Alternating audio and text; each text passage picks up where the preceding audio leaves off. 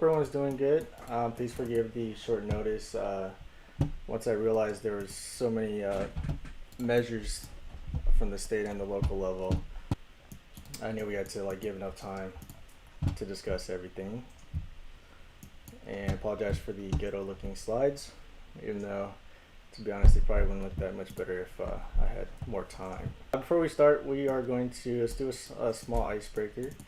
I'll put up maybe some guiding questions for you guys. Let me share my screen. All right.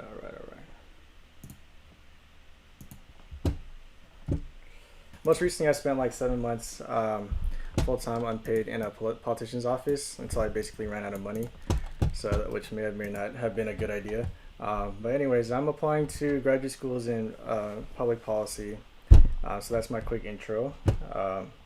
It's a pleasure to be here for everybody. Today we'll be talking about 3 of the things on the ballot. Today, hopefully, we will engage in some meaningful discourse and exchange some perspectives and views to learn about and wonder about what the best steps forward for society. Throughout the next 7 or so weeks, whether you join us for all of it or just some of it here and there, we'll gain some insights on the burden that we voters have to bear in order to try to do our part. Because as you guys said, it's not easy, and as we get into it, myself, I found that there's a whole lot of things we have to try to keep track of, all these different government agencies, all the roles that they play, and it's honestly a lot. So today we are going to split into teams. If you've been here before, you know what the deal is. It's going to be pretty interactive. You're not just going to listen to me lecture, because that's not that much fun. We have about 20 participants. We're gonna split into 6 teams for the 3 measures. So there's gonna be you're gonna be on a measure, and then you're gonna be either for or against it. You're gonna research it. I'll share some resources in the chat, but of course the whole internet is available to you guys. And we're going to present it to each other after each section of research. We're gonna use Google Slides. Don't worry if you're placed on the side that you don't necessarily support, because there's going to be time for free discussion where you can make your case to everyone in the room, get your thoughts, and you'll find that it's quite an interesting experience to engage with the opposing arguments. So let me split the groups, and then I will come in and let you know which measures you're going to be looking at and whatnot. What's currently in the room? Yeah. Hello? Hey, what's up? No. Damn, dude, I was in the room. Nobody was in there. What? No, okay. So you guys are going to be doing you guys. What the? I know. I'm coming into the rooms. You guys are going to be doing the first California proposition. You guys are going to be opposing, okay? California That's the Prop stem 1 cell opposing? Those kids always need it. Dude, about time, bro. Come on. Jesus Hey Christ. guys, Years. you guys are going to be doing Proposition 16, which is the California one. You guys are going to be for, okay? Okay. What room are you guys? This is room 2. Okay. 16. Prop 16. Later. Bye. Bye. Fuck, the Zoom stuff is hard, dude. Get it together, dude. That's 7 weeks, then. Repeal Proposition 209, affirmative action. Come on. Is up? Welcome back, guys. Oh, no. I need more time, dude. I know, right? Well, we're gonna do our best. We're gonna start with the first group, which is gonna be Bowden and Jenny's group. They are going to introduce us to the first item, which is Proposition 14. So there was some confusion. We might have had 2 groups doing against, but either way, we'll be introduced to the topic, and then we are going to discuss it as a group after both groups present. So whenever you guys are ready, bonus group, introduce us to the thing. All right, we had a California Proposition 14, and this one's for STEM. What is it called? It's called Stem Cell Research Institute Bond Initiative. All right, take it away, Andy. Amazing. Yeah, we're opposing this proposition because is it worth giving them any more money? I mean, they've had $3 billion for the past 16 years. Let's see what they're working on. They say that they're working on cancer, haven't cured it, diabetes, haven't cured it, heart disease, haven't cured it, lower respiratory diseases, haven't cured it. And there's basically a bunch of other diseases they're working on, and they still haven't cured anything, which is kind of ridiculous because COVID was cured in under a year. And then let's look at the, what else do we have? Yeah, that basically backs up like the quotes below too. They're basically over-promising. They're not really doing anything with the money. And our last point is that stem cells come from unborn babies, so like that's kind of bad. Abortion is bad. They're basically ripping babies out of women to get these stem cells. So, yeah. Oh my God. Okay. And another point I want to make is I looked at their 2018 to 2019 report, and it doesn't. The list of accomplishments isn't, super. How do you say? Super positive. I mean, it's positive in a way, but it doesn't really go back to their mission, you know what I mean? So I'm gonna read off a couple of these. It just says they have 64 clinical trials funded. They have 14 projects that are in the last stage of clinical testing. They've created 6 projects which the early stage of discovery research, and it was just a bunch of stuff like that. It didn't really say that from and where they were getting their investments from. It didn't really have much. It's not transparent, if you know what I mean. So I wasn't really, rooting for this proposition. Let's go to the other group that was researching this topic. I believe that was Gordon, Katie, and Tiffany. Yeah, so I think there's some confusion, and we also did oppose.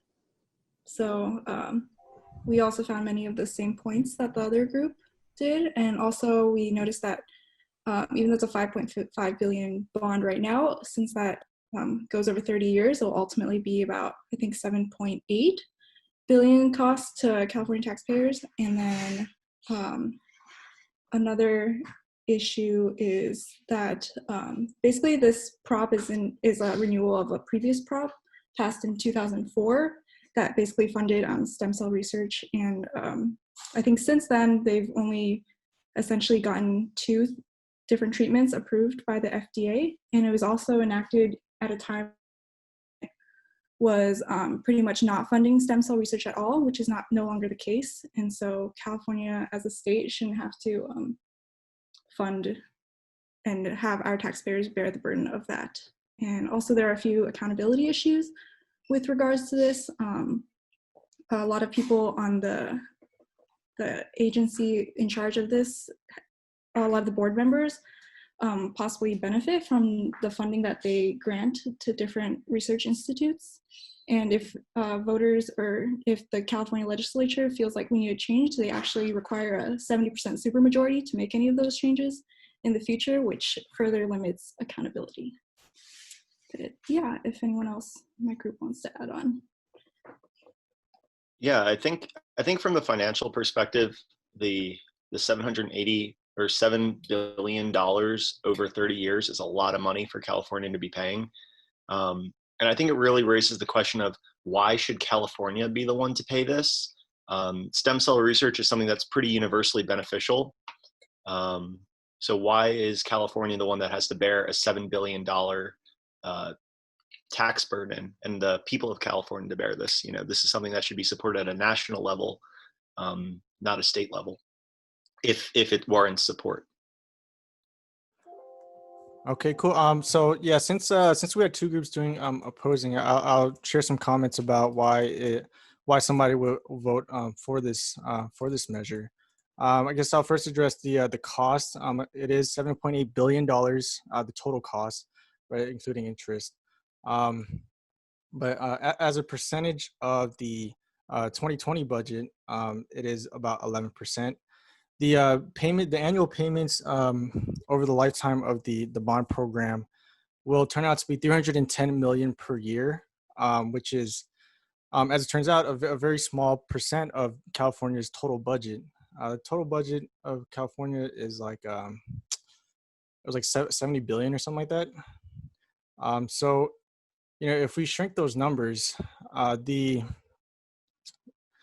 the math comes out to 310 million per year of a about 71 billion dollar budget is equivalent to, if you were making $100,000, it'd be equivalent to $437 per year for the lifetime of this bond. Which, if you run the numbers, try to figure out whether the benefits of this program are worth $437 annually if your budget was $100,000. So the pro argument would be saying that all the benefits of stem cell research, making progress on all these medical issues and ailments are totally worth that payment. And with regards to whether the federal government should be taking the lead on this or not, the program was started after I think it was like President Bush limited some research, and California recognized the need for this research, and so they decided to take the lead. And according to the arguments of the pro campaign, they say that through 2018, these projects have generated more than $3 billion in matching funds. It brings a lot of jobs. It attracts a lot of scientists to fly to California and do a lot of research. And basically, the cost has been recouped, pretty much is the arguments. Okay, let's spend a couple minutes and discuss. Does anyone have any thoughts or questions? How do people feel about stem cell research? Has anyone thought about the ethical or moral arguments? Because that was a big deal when we as in the state first established this program. Yeah, so I think it's worth noting that stem cell research is a lot less controversial these days just because the science behind it doesn't require stem cells to come from aborted fetuses, that we can get stem cells from other places now. So I think it may have been morally ambiguous at first. I don't believe that's still an issue nowadays. Do you know what part of the human you can grow stem cells out of instead of embryos? I'm not a biologist specializing in this, so I can't give you a great answer, but I would say I'm pretty sure they can just grow them in labs outside of the human body now without requiring embryos anymore. Someone can fact check me if anyone knows. I have no clue. Has anyone read anything about this at all? Because what I read, so there's stem cells that you can get from adults from like bone marrow and like I don't know some other area, but there's like different types of stem cells apparently. The ones from embryos are the most like, I guess, not researched because the moral issues that the federal government brought up, which it requires an embryo is a fertilized egg type of thing, and the reason why they're valuable in research is because those cells can of course turn into any human body cells because those are literally fertilized eggs. So the institution does in fact take stem cells from fertilized embryos because they're valuable and interesting. But they don't take the sperm and the egg and put them together. However, they do take their source of embryos are from the IVF, which is the fertilization where, you know, if a woman can't, if a man is sterile or whatever and they want to, you know what I mean? So they get those are donated, and that's their only source currently of embryos. But you know, the against side, you know, if you want to consider the against side is that, you know, people are worried about this research because, you know, they feel that it's wrong to be experimenting on potential human beings. So whether or not you sympathize with that argument, you should understand that that's, you know, a good section of the country, maybe less the state, really does, you know, feel icky about that. Does anyone else want to speak to that or bring up any other points about this proposition? Yeah. Oh yeah, I just wanted to point out, like, there are stem cells found in the what's that cord that attaches to your stomach after you Umbilical.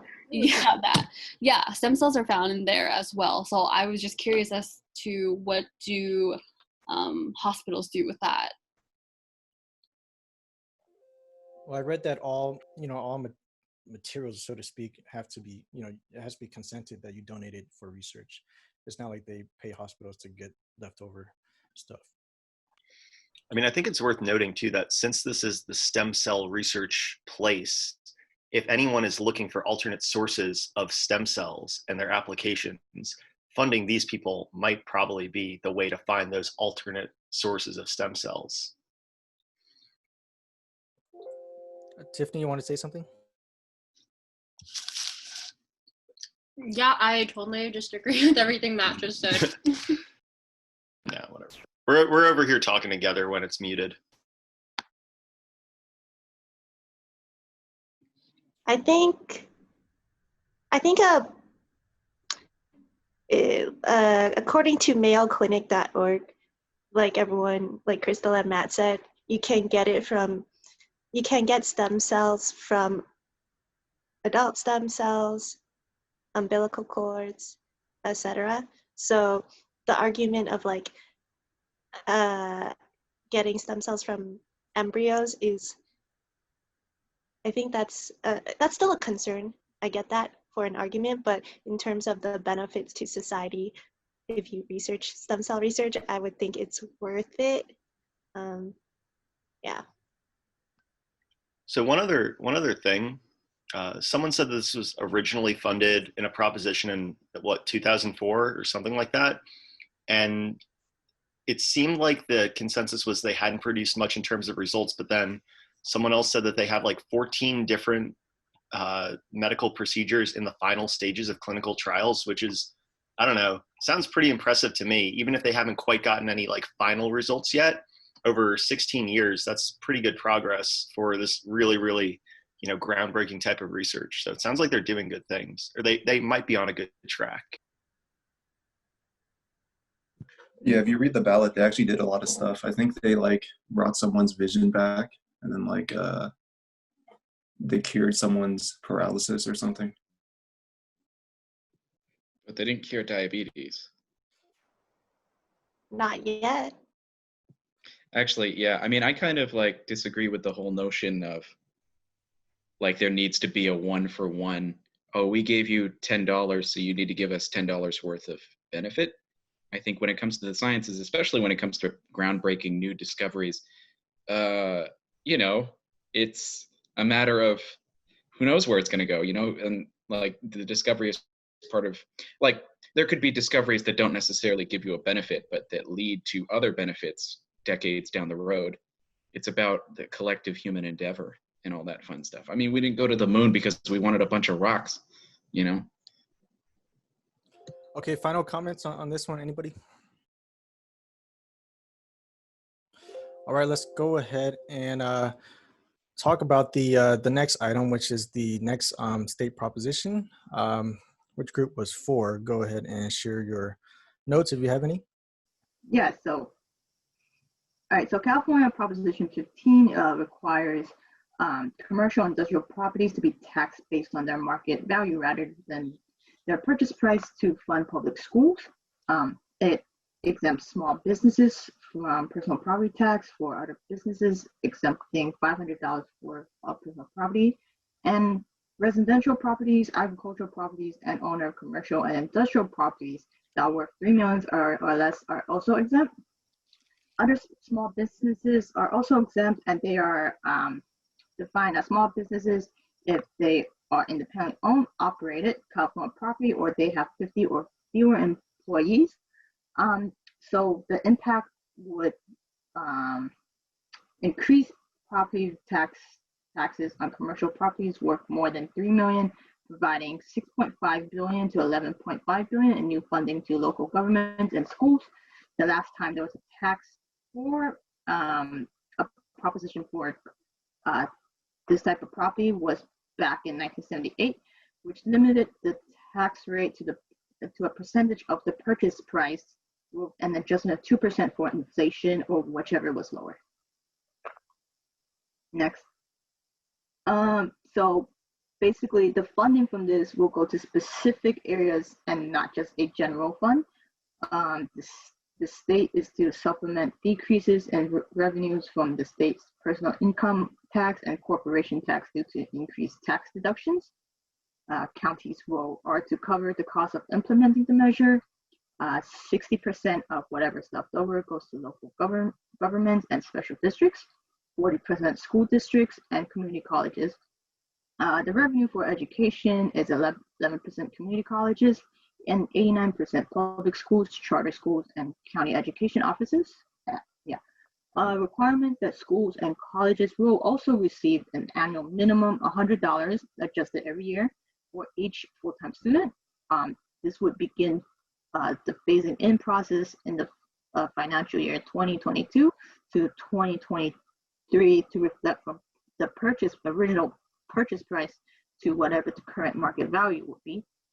And by 2025 to 2026, or a later date decided by legislation, properties with occupants 50 plus 50% plus small businesses tax on market value. Amy. Is it not on the next slide? Oh, wait. Sorry.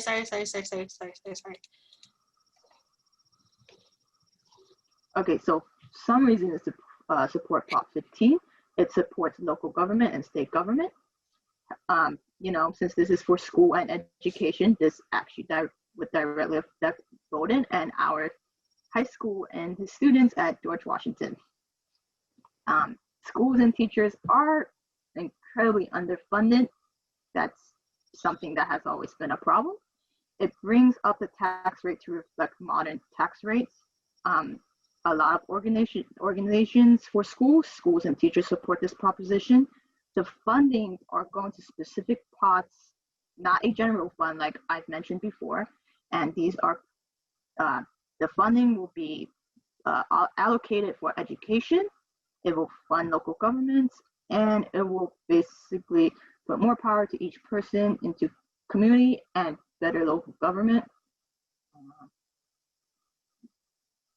This invests in California's population and the future, and it keeps local. Basically, money will go back into local businesses, keeps the money within the community, and contributes to the overall health of California's economy as a whole, compared to giving more money to big box companies. Okay, let's hear from the opposing group. Like Nat and Amy said, Prop 15 increases funding for public schools. Some arguments that we found was that we passed a law in 1978 called Proposition 13, and currently under Proposition 13, the annual real estate tax on a parcel of property is limited to 1% of its assessed value. One of the arguments of Proposition 15 is that it will basically negate this Proposition 13? Not gonna lie, it's kind of weak, but yeah. So I'm gonna pass it on to my group mates.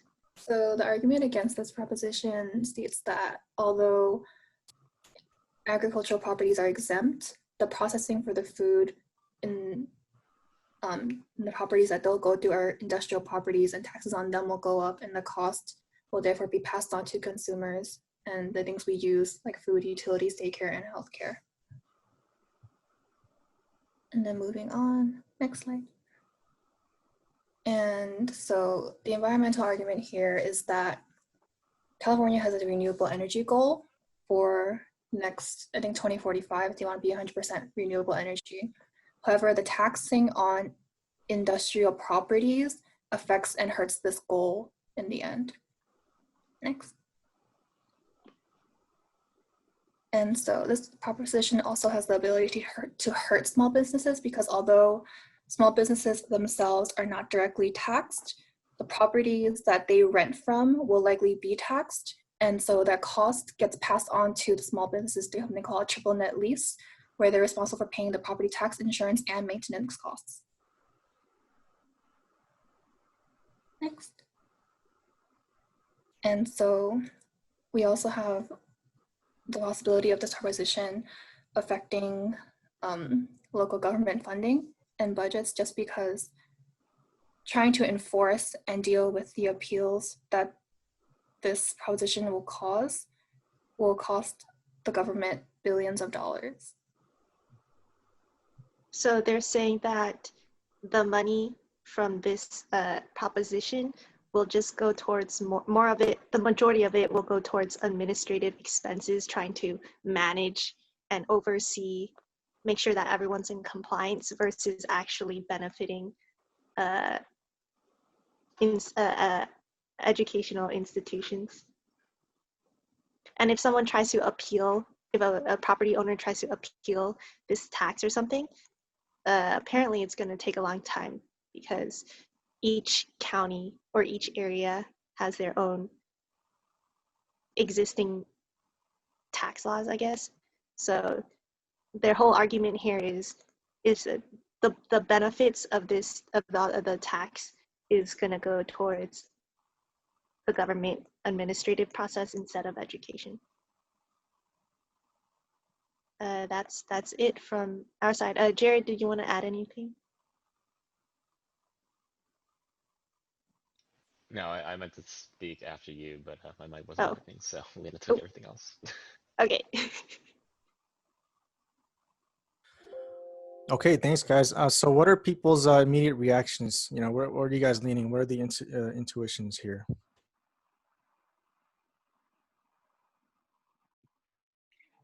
I mean, I would still support this proposition. Yeah, so it's a pretty big deal. Prop 13 is, one of the big events that happened in California history that really limits the amount of property tax that everyone pays in the state. So yeah, and it's really hard to change that, because of course nobody wants to pay more in property tax. And so I guess the people that came up with this, they wanted money for the schools and the other things. I forgot what they were, but their route was to not raise the rates, because the rates are set by the California Constitution to only 1% of the assessed property value, plus whatever the state needs to pay off the bonds. So they decided that we'll try to change how we assess the value. And so unless you're an owner of a commercial or industrial building, you would, of course, you probably don't want that to happen. Are people mostly leaning for or against this? Raise your hand if you think you're leaning for or something like that.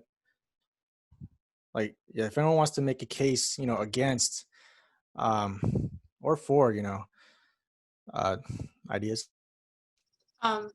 So there's one argument that that the other group mentioned that it would affect like local businesses and like and then the economy, but I feel like it's the opposite, where it's like because it's kept within its own local economy, it would kind of like make that economy flourish, and then like it would kind of contribute to bigger flourishes, which would contribute to like California's economy flourishing at the end. So I don't know, and plus it doesn't affect like agricultural and commercial, like smaller companies. So I feel like that doesn't affect the small bit, like the small people, but it affects like the big companies, and big companies already make a lot of money, and so I feel like this wouldn't really affect them in the long run.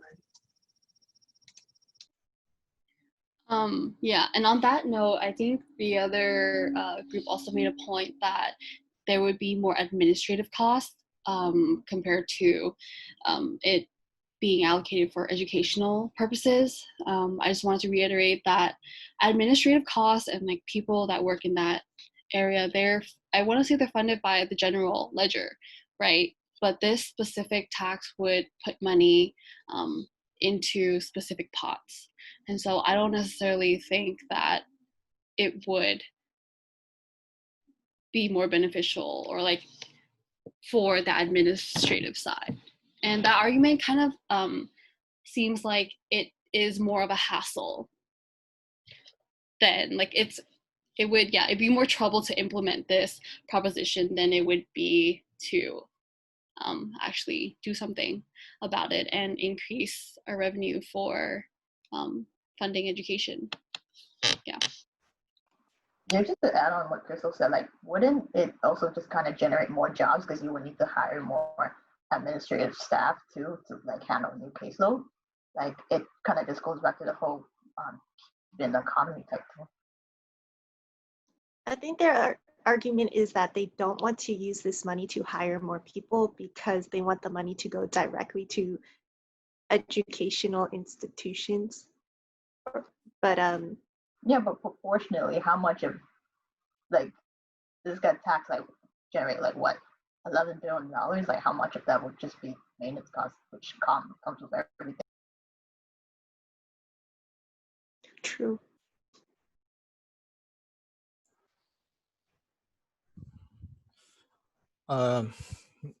So yeah, I think I read somewhere that the cost for implementing the program, which is like, either hiring or increasing the workload on local county assessors, will be, I think I read that it will be reimbursed by the state.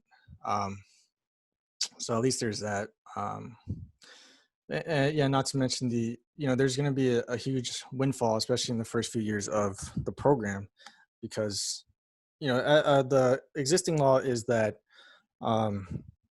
you're being your property is Prop 13 says your property tax is 1% of the assessed value in 1975, and so if you haven't sold your property or made significant additions to it for it to be reassessed, you're paying taxes still on the value that it was in 1975. And people are saying, this is unfair because if you're a new business, for example, or what have you, you're being assessed at, your brand new 2020 rates. So yeah, one of the arguments for it is that, it'll level the playing field as far as all commercial and industrial properties. They'll all just be paying whatever their reassessed value is, instead of depending on the last sale date, which could have been anywhere from 20, 30, 40 years ago.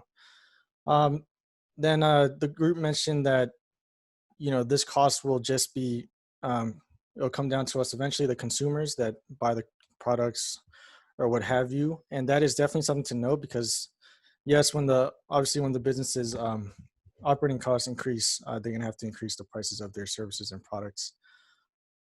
That being said, it is true that California does have, because of Prop 13, one of the lowest property taxes across the whole nation. And apparently, we have the highest, and this is for the FOR campaign, they said that we have the highest classroom to teacher size and all these bad things. So, those are things to consider. Anybody feeling that they they really want to vote for or against it? Is anyone on the edge and need some clarifying questions or anything?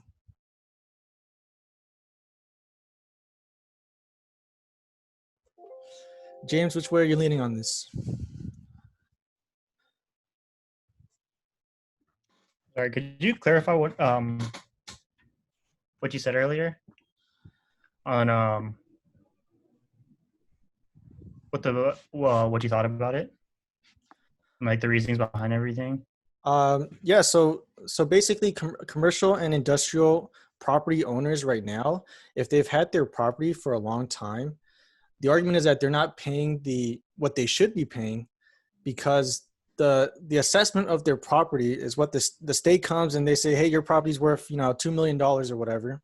Mm-hmm. Then they tax you 1% about of that value every year in taxes. And so if you've had your property, in your family for 30 years, the land value 30 years ago is probably 25% of what it is now. Okay. And so what this thing will do is have the state say, hey, we're going to reassess all commercial and industrial properties in California. And suddenly, look, the thing your grandpa bought for $500,000 is suddenly worth $5 million because it's been 40 years, almost 50 now. And so, Right. do you think that's fair? Do you think that's a good thing? Do you think that should happen? Do you think Prop 13 was a good thing, limiting, the tax rate and all the future tax increases of property taxes? Are we as a state, losing out on money that, should be used for everyone's benefit, which is the schools and the local governments? Where are you leaning on this? But the thing is, you said commercial properties get basically reassessed, right, to see where they stand now as time has gone on, right? No, that's not what happens right now. That's what the thing's proposing, right? That's what the thing is proposing. Yeah. Do you think that's good, or is that unfair for anybody? Is that a fair way to do it? But if they reassess it, does that mean they have to pay off everything else again after it gets changed? Yeah, they're gonna get a hell of money paid. Those owners are gonna get pretty fat tax bills. So if they get taxed, that means both they get bankrupt over the reassessment of their properties, and then they can't run it. Then where's the tax go then? Where's it come from? How did they pay it off? I don't think they're gonna get taxed from the past. It's from this point forward, after 2022, they're gonna get taxed on the value of the current year. They don't have to pay whatever from all the other years that they didn't get taxed. Like that said, when we were doing research, we didn't see anything about retroacting be forcing, not forcing, but taxing people. It just says starting from fiscal year 2022 to 2023, that's when they're going to start it. And then after that, a few years later, they'll be starting to tax the smaller, not smaller businesses compared to the bigger ones, but not smaller businesses. What? I think it's a bad idea. If it's a small business and they aren't even getting good profits or even breaking even, and they get taxed at a higher rate just because it's been reassessed to be a better property they should have had or they do have, where are they gonna get the money if they don't even have enough to pay off their basic mortgage or rent? Then if they do have to scrap up money, then they have to ask for more loans. They might get bankrupt because they can't get it. Their history's bad. They can't pay off any monthly mortgages. I think just going to spiral downhill. Are you specifically talking about small businesses, James? Well, that's what the thing's proposing, right? It's for small businesses. It's saying up to small businesses. So James, I don't know if you were paying attention, but they say it exempts small businesses, and so they define small businesses as independently owned and operated. They own California property and have 50 or fewer employees. And so I feel for me, if you own more than 50 employees, I'm pretty sure you're doing pretty well. And that at that point, you should be okay if you were taxed a bit more than what you were taxed previously, compared to 30, 40, 50 years ago. I don't know. Just because you may have a lot of people and you have you're assumed to make a lot of money based off all those people. I don't think like it's still good. You could just be having those people and you pay off all the money to them because you have to pay wages, you have to pay rent, you have to pay water, electricity, all that sort of stuff. That's still not saying you have extra pocket money to pay off those new fees for everything that's going to come out in the later years. Okay, You know, you James. can save them and say, James, this proposition only affects owners who have properties worth 3 million or more.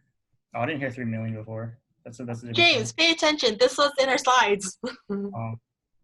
Was it 30 million or 3 million? 3 million. Okay. I mean, I think it's also important too that this is people that own the properties. A lot of small businesses don't own the property that they're occupying too. So this might just be landlords that own a property that like small businesses operate out of, and the small business is still not paying that tax. They might pay an increased rent, but then that's just kind of an equalization of rent to where it should be relative to some like slumlord keeping rents stupidly low for some reason. They're also probably just pocketing a lot of money, especially if they're only paying a property rate from like 1975 and they've owned it for like decades at this point. Yeah, one of the arguments for it is that, you know, who's holding property for like 40 years? Well, some of the families, but some of it are the largest corporations. So, I mean, there's that. So the opposing side could say that, you know, that determination of 3 million, you know, that's actually on the low side. So given like the value of property, as we know in like the big cities, it could easily exceed 3 million and you would still have a relatively small operation depending on the location of your real estate or what have you. Other comments on the issue? I calculated 1% of 5 million. So hypothetically, you would the company would be paying 50,000. I don't know, like if that's a huge sum for a business, but that's what the calculator says. I think that's a lot of money. Yeah, I don't know if this is like productive or whatnot, but I don't think this measure is going to pass. Proposition 13 was on the primary ballot, and it was very similar. Well, it wasn't. It was even less like when I say extreme, but it was even more sort of like centrist in that it was just a bond measure to pay for education, and nobody on the opposing side put any money into opposing the measure, but it still failed. And this is a ballot measure that is quite contentious based on just how much money has been poured on both sides.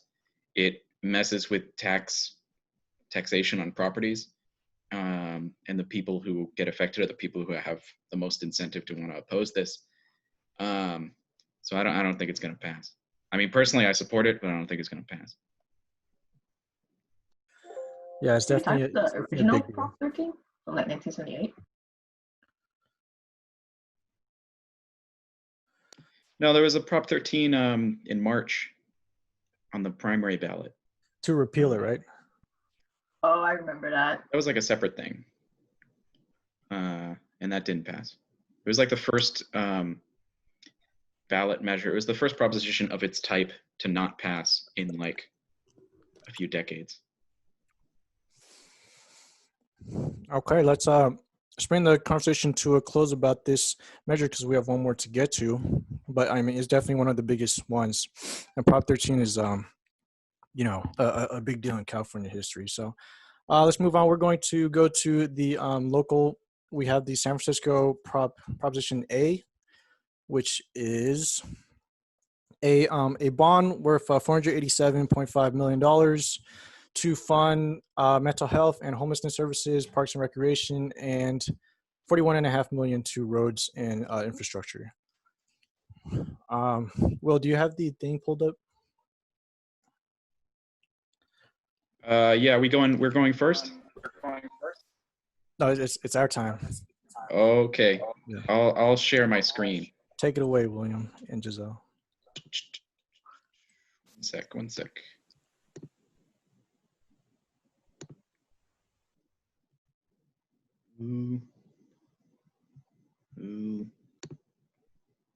Okay, so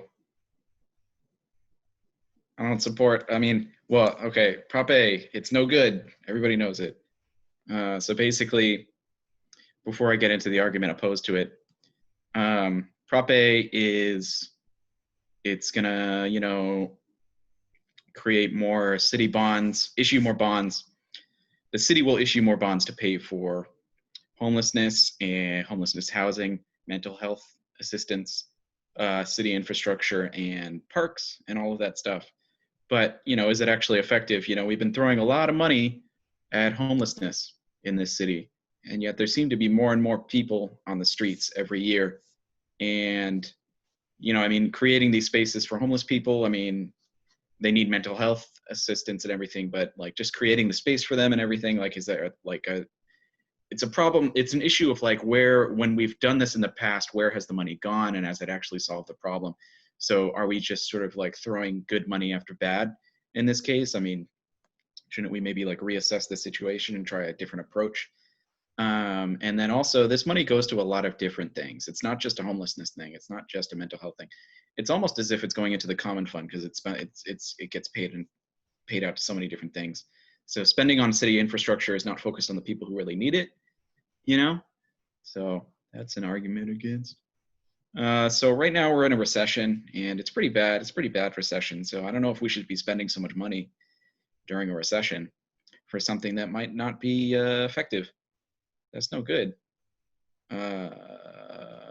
Yeah, this bond doesn't create an oversight committee like previous bonds have created, or previous things have had an oversight committee. This one doesn't have an oversight committee. Okay, and then I'm just going to go, because our presentation's pretty weak, I'm going to go to the actual guy who was like opposing this. So,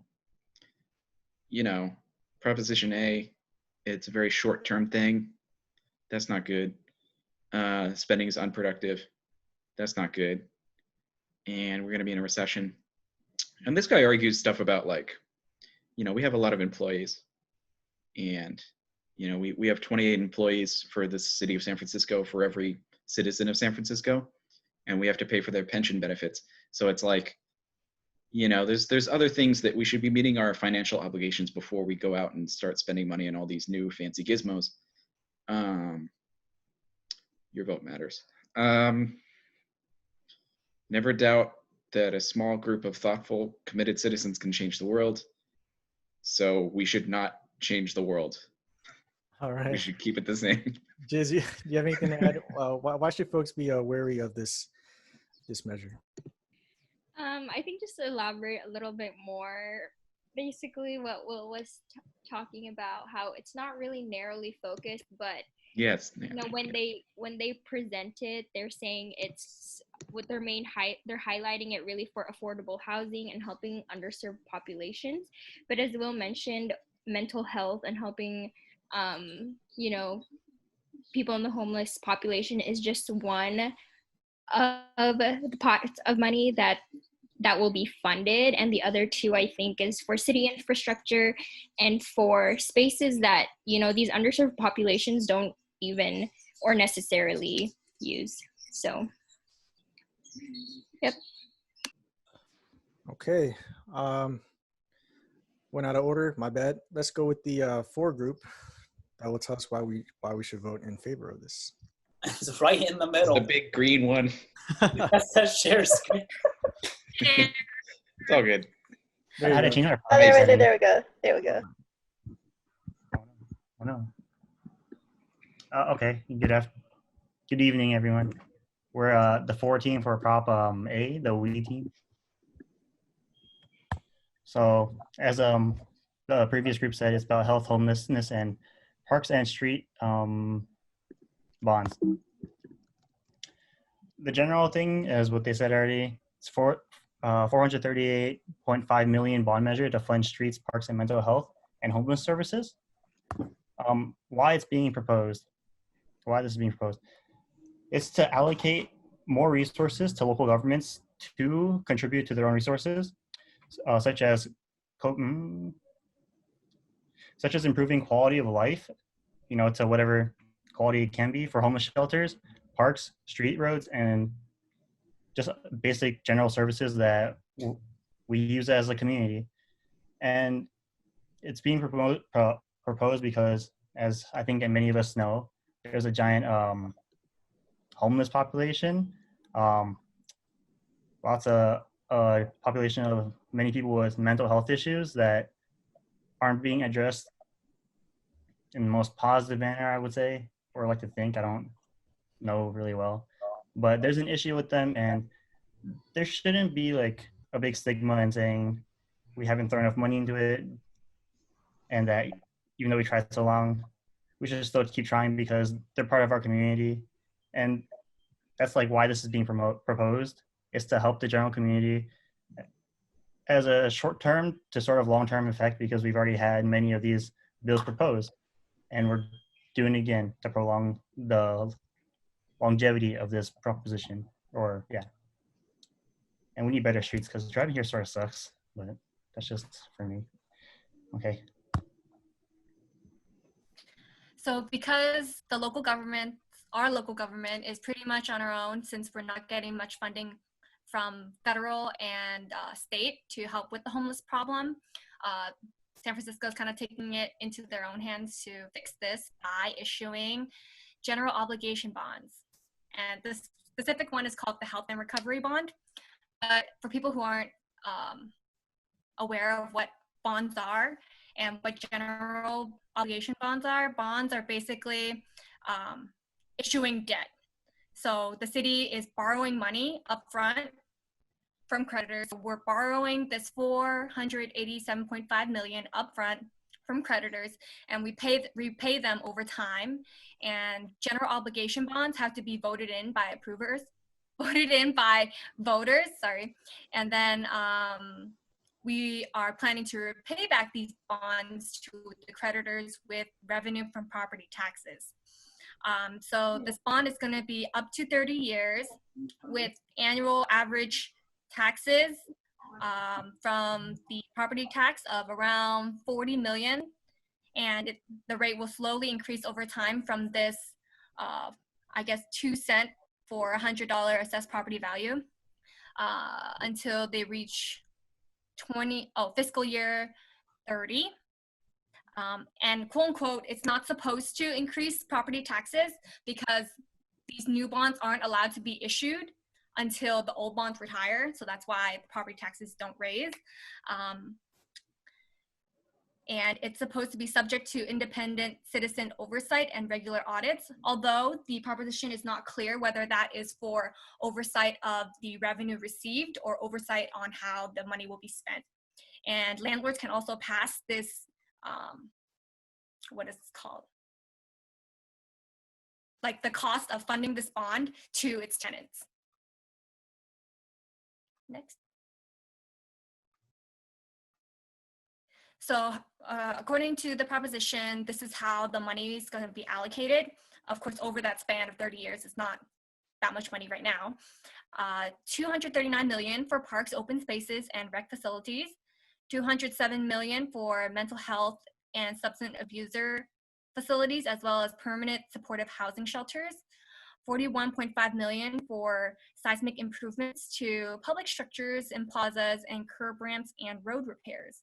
So that adds up to, next Wesley will be talking about how it's supposed to help. Yeah, so this this measure is aimed for the middle, lower, and also extremely lower. It's used to provide more services such as the shelters, rehabilitation clinics, and also the safety and open spaces, parks, and other areas. It's supposed to help lower homelessness, therefore preventing an increase in spread of COVID. And like Will was mentioning earlier, even though we're in a recession right now, this can help stimulate like the local economy by funding shovel-ready projects. So projects that they can get started right away. And that's all. Thanks. Cool. Does anyone have any questions for the presenters? In your presentation, you mentioned that the landlord can pass on the increase to tenants. Did they mention how much? Up to 50%. Real quick, can you also, you mentioned that like it's like new bonds won't be issued until the old bonds kind of phase out, so we don't expect a raise in property tax rates. Can you explain how that works? So I'm gonna be honest, I don't know 100% how that works because when I was taught this, I was told that there's a bunch of geo bonds that get issued every year, right, for all different types of purposes. So 30 years ago, there was a geo bond issued for whatever it was. So when it's fully paid off, then we can issue this new one. I don't know how it works in real life. Like, does this bond, maybe this bond gets passed and gets put on hold until it's actually issued, but I'm not 100% sure. Am I using too many like financial lingos? It's fine. Yeah, there's something in the city charter, which is the city's constitution, which actually limits the amount of like bond payments to a certain amount or something like that. So what is everyone thinking? So this is like more money for homelessness. So I mean, Parks and Rec. I don't know if anyone feels strongly against spending money on Parks and Rec services or fixing up the streets. Does anyone have any general comments about those two? I imagine the maybe homelessness and the health thing is a little more maybe interesting. I just think it's kind of interesting or kind of really unique how this bill is both a health and like a public health bill, but an infrastructure one at the same time. Yeah, one of the against arguments was, why are they doing all these at the same time? Why don't they do it one by one? Does a four group have an answer to that, or does anyone, why are they doing it all at the same time? I mean, I have a feeling that they're trying to do it all at the same time so it will get passed, because usually anything that involves homeless is normally like canceled pretty quickly. I also liked how they sneak this in as the geo bond, because SF is sorry, I'm kind of like on the no side, but I think it's interesting how they sneaked it in as a geo bond, because anything that kind of affects landlords normally passes, because SF is a tenant, majority tenant city. So I like how they did that, just to get it to pass, or try to get it to pass.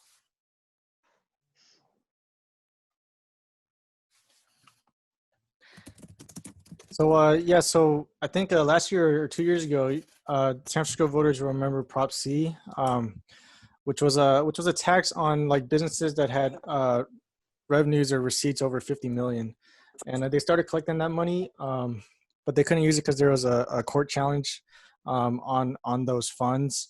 But just recently, like last week or 2 weeks ago, the proposition, the courts did finally say that that measure was legal, and the city can start using those funds. So there's like 400 million that the city does have. So, arguments against this would be, the city just raised a lot of money, and the city just raised a whole lot of money for this. Not to mention everything that we've been trying to do with the homeless population. So does anyone think that we should vote no and limit the amount of money that we're putting into these programs? Like, does anyone think the current way of handling the problem is not good? Because what the city does is, like, they hire social workers. There's a lot of nonprofits in the city that receive funding from the city as well. They do outreach. They go out in the streets and they try to connect homeless folks with shelters, beds, or counseling services.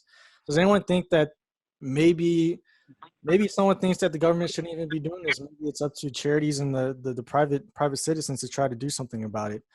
Does anyone have any arguments against the city continuing on its path of hiring social workers and trying to figure out this mess? So I'm learning a lot in the coalition. Basically, like there are plenty of services for homeless people. There's like so many, and a lot of people are working towards the betterment of that particular group, which is good. But the coalition on homelessness is where I'm at.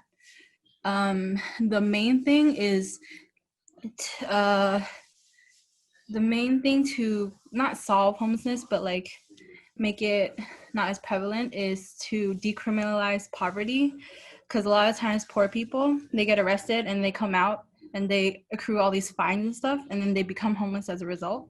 And that's mainly like people of color, the most obvious things. And the other thing is to have the government create low-income housing or supportive housing, and that's really like the two main things that are attributing to homelessness. So like throwing money at the problem, like Will said, isn't really gonna solve it, because you have to get to the root of the problem. Oh. Nice info, Jenny. And just to add to that, I agree that we should focus on the root of the problem. Housing is definitely one, and I think there's a proposition in either state or local, I forgot, about housing. So that would be a good one to discuss in our next future sessions. I think studies have found that the big majority of the homeless in San Francisco are actually from San Francisco. So it's not that they're getting bussed in or they're flying over here for the services that we provide. So it's largely a San Francisco problem where obviously our rents are ridiculous, and so unless people think that for example the city shouldn't be trying to solve its own problem, which is what the current path is with raising money and stuff like that, and they believe that maybe we should just go a different route where we make homelessness illegal and try to kick everyone out with the cops or whatever, right? So the city does not favor that. Unless you believe in that, then of course you would vote on all of these public funds to fight homelessness. Unless you believe in that, the only way forward is for the city itself to try and solve its problem. And they're hiring social workers and stuff like that. And so there is a you could be against it if you don't trust the government with executing this problem, if they're mismanaging money or what have you. That would be an argument against this.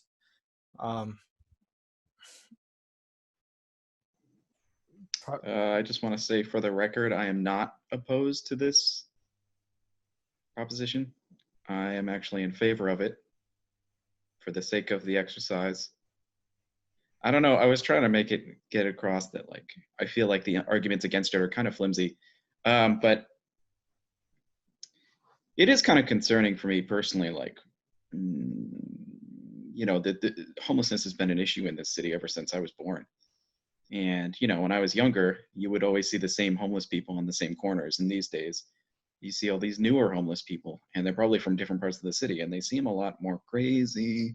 So, I mean, I don't know, like, what is going wrong, but I don't think just sort of like a blanket no is the answer necessarily. I don't know what the answer is. But I would support this measure because it's not only just homelessness, it's also, city infrastructure and parks. I mean, that's really important stuff. I think that the argument about right now we're in the middle of COVID-19 and we're not going to be getting as much revenue from other sources, I think that's a compelling argument. Although, and also like the kind of tax property that this proposition proposes, it's like if you have a property that's like $600,000, the tax burden would be like 80 some odd dollars out of 600,000. So you double that, like, your average home in San Francisco is what, like $1.5 million? That's, you're only paying like $100, $150 for a property that's worth, and you're only paying on the assessment, so you're not paying on the market value. So yeah, I don't know. I feel like it's not, it's like a tiny rent property tax in San Francisco though? What? Like, is this like an add-on to current San Francisco property tax? Like, wouldn't it be like Yeah, that's another thing. It's not adding on. It's like when the other bonds expire, this one is coming into effect on top, like after. So it's not even that bad on it. Like, I don't know. I would argue that So we it's need. not like another property tax that you have to pay, is it? Yeah, I remember like a few years ago. Was it Prop C? Or no, I remember there was a Proposition J and there was a Proposition. Okay, tangent time. There was a Proposition J and there was a Proposition K. JK. One of the propositions was to fund homelessness issues, like to fund housing. And the other proposition was to raise the taxes that would pay for the programs. And we approved the one that set up the programs, and we didn't approve the one that would actually pay for it. So both those propositions should have been like one proposition, but instead they were split up into two propositions, Proposition J and K. And I thought that was like really poetic. Oh, we're going to help the homeless people. Oh, JK.